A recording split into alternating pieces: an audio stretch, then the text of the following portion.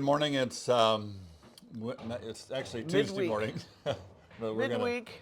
I think Logan will publish this Wednesday sometime. Um, we're Brett and Amy Powell. We're realtors with Brokers Group in beautiful downtown Sequim. We live in Port Angeles, and we help buyers and sellers with the transfer of property, title, buying and selling homes, property, commercial properties, whatever, and sometimes land.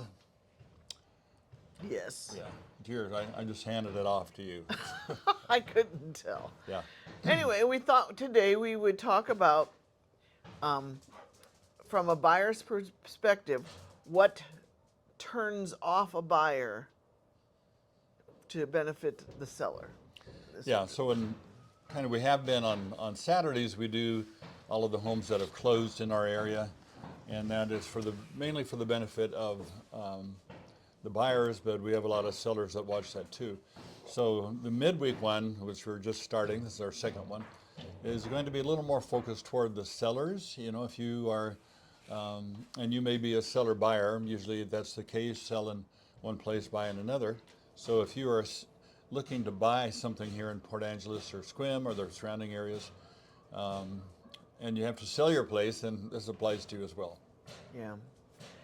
And we've been showing houses lately, and there are some houses that need help. It's like, oh geez, what were they thinking? Yeah, oh my. So anyway, we're going to talk about it.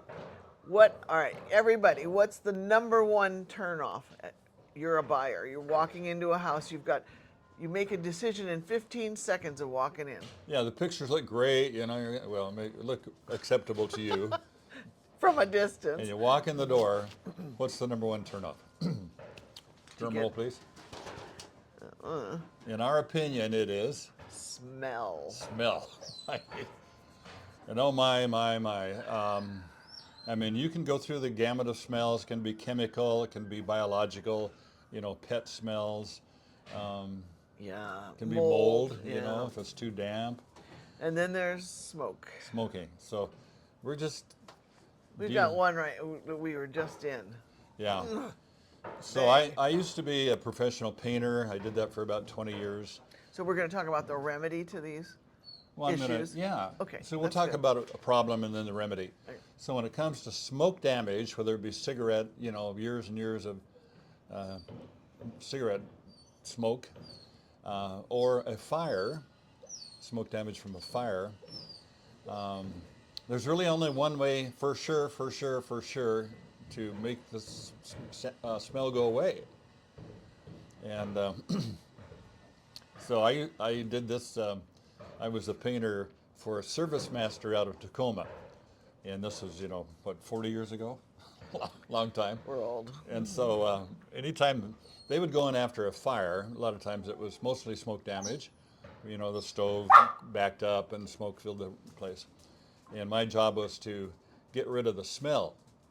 And at that time, and it's still true today, the one way to do that is to coat, you know, after, you know, what they normally will do, they go in and wipe the area. Service master had something called a chem sponge. I don't know if they use that anymore.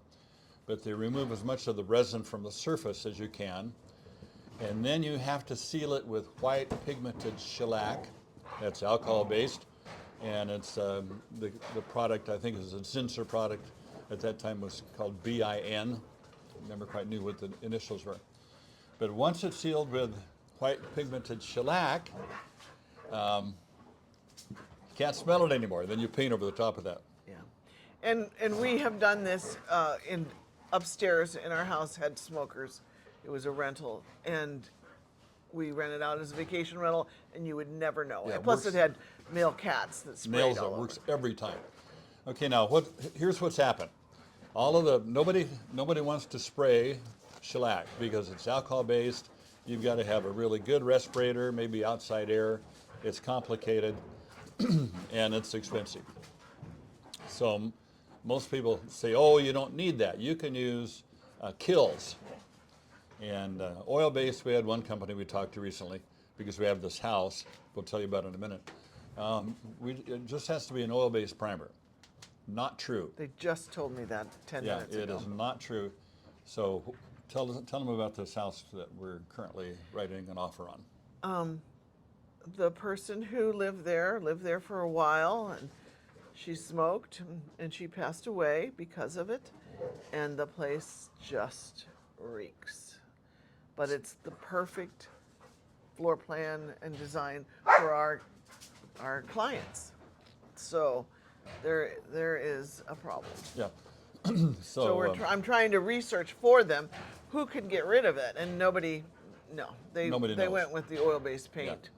So here's what. Winnie. Come on, Winnie, knock it off. So, unfortunately, the sellers of this home, and I think it's a family, it's an estate, have paid, I'm guessing, $20,000 to $30,000. They went through the whole house, and they ripped out all of the carpets, all brand new carpets, and then they were supposed to seal the walls with kills, and Or they didn't even know about that. they didn't even know what seal it with something, and you also have to seal the plywood in the floors too. Underneath the carpet. Yeah, underneath the carpet, and so they did that. It's freshly painted, brand new carpets, and But no paint on the plywood floors, under subfloor. So the other agent said, we don't know that the painter actually did what he was supposed to do. So that's a factor. And just a little side note, when it comes to the trades, generally, unless you're dealing with a very reputable tradesman, they will do what is inspected, not especially what is expected. And so there's unfortunately a lot of less than honorable tradesmen, and I'm not thinking of anybody particular locally. But buyer beware. Buyer beware. So if you have a smoking problem, a smoke problem in your home, and you specify white pigmented shellac, you have to make sure by physically showing up on the job or have your representative do that, and look in their bucket and see what they are spraying. And if it's because a lot of them aren't going to do it. They'll tell you, oh yeah, we'll do that. They think, well, they'll never know. But so this home, after $20,000 to $30,000 of remediation, still reeks of cigarette smoke. Okay, I think we've beat that one to death. Yeah. What else is a turnoff? So, how do you fix that home? You rip out all of the brand new carpet. We're still. Yeah, this is a big deal to me. And then you seal everything like it should have been done the first time with white pigmented shellac. Sprayed on, right? Alcohol based, yes. Write it down. Yeah, and then it's fixable. So there's another 30 grand to go into that place to fix it. Okay, moving on. Okay, the next turnoff that came to our mind was clutter, messiness. You can't believe people think they can just sell their house and the crap is everywhere. Literally sometimes. Oh, man. I mean, we looked at a house, was that Sunday? There was a dog turd right in the middle of the carpet that somebody had stepped on 40 times. And baby, that was a part of that carpet. Yeah, so not good. Yeah. The remedy, hire somebody. Yeah. Get a storage unit. Get your crap out of there. If you want to sell it for top dollar, you have to do that. You have to do that. Otherwise, you're on a fire sale. You're selling wholesale, Yeah. Also, if you have firearms, put them away. I mean, we go into homes that have, we don't know if it's loaded. You assume they're all loaded, and you think, whoa, there's a .357 pistol on Put there. away your money, your drugs, your guns, table. everything. Yeah. Just neutralize the Now, of place. course, you would never do that. We know that. Multiple times. Yeah. Okay. What are some other things? Clean the windows, because light sells. There's people that have their house for sale, and we go in there and all the blinds are down. They're afraid somebody's going to walk up and look in or something. Well, that's what you want. You want them to see how nice your house is. You want them to fall in love with the place. But it's dark, then you open it up and the windows are all yucky. They've lost their seal. Should I go on? Yeah. So They're building over there. If you hear that. So one thing you probably want to do is ask some of your friends who are rude and brash, blunt. and ask them to come in and you say, please don't worry about hurting my feelings, but does our house stink? You're back into smelling again. Well, this is different. So I've got a very good friend of mine who may be watching today. If you are, you know who it is. No, it's not you, Logan. But he lives in another state, and we visited him on occasion, and he loves black labs. I don't know if he's had any cream color labs. It doesn't matter, honey. And they live right by a lake, and his house. Did we ever tell him? Smells like a wet dog. It smelled like a wet dog. I just tell him, and he says it though right now. Yeah, but it was just, I could barely stand to be there. And but see, you get nose blind to your own smell. Yeah. You know, I mean.